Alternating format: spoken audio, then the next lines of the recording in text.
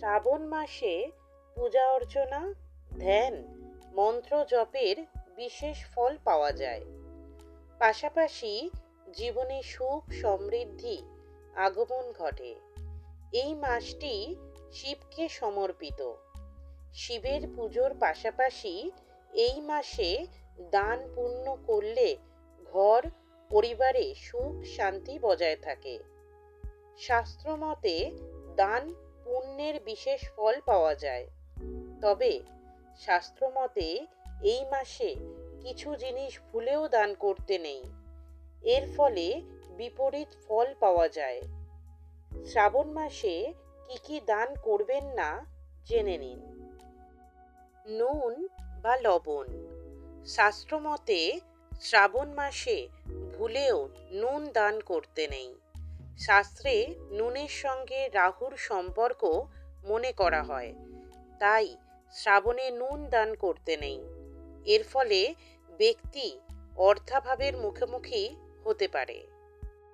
শিবের মূর্তি। এই মাসে কাউকে শিবের মূর্তি দিতে নেই। বাড়িতে মূর্তি এনে রাখতে ও তার পুজো করতে পারেন, কিন্তু ভুলেও তা কাউকে দান করবেন না।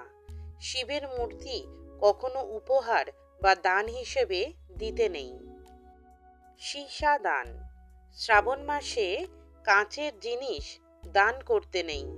এর পাশাপাশি অ্যালুমিনিয়ামের জিনিসও দান করতে নেই, কারণ এটিও রাহুর সঙ্গে সম্পর্কযুক্ত। রূপদান। এই মাসে রূপোর জিনিস দান করবেন না। এই মাসে কোনো ব্যক্তি রূপ দান করলে তার কুষ্টিতে চন্দ্রমা দুর্বল হয়। অন্যদিকে রূপ ধারণ করলে কুষ্টিতে চাঁদের পরিস্থিতি মজবুত হয়। পুরনো পোশাক। শ্রাবণ মাসে নতুন পোশাক দান করা উত্তম। এই মাসে নতুন বস্ত্র দান করতে পারেন, তবে ভুলেও পুরনো পোশাক দান করবেন না। এর কারণে আর্থিক লোকসান হতে পারে। লোহা দান। শাস্ত্রে শ্রাবণ মাসে লোহা দান করা থেকেও বিরত থাকতে বলা হয়েছে। এর ফলে শনির অশুভ প্রভাব বৃদ্ধি পায়, পরিবারে দারিদ্রতা প্রবেশ করে ও আর্থিক পরিস্থিতি দুর্বল হয়। ছুরি কাঁচি দান। শ্রাবণ মাসে ধারযুক্ত বস্তু যেমন ছুরি কাঁচি দান করতে নেই।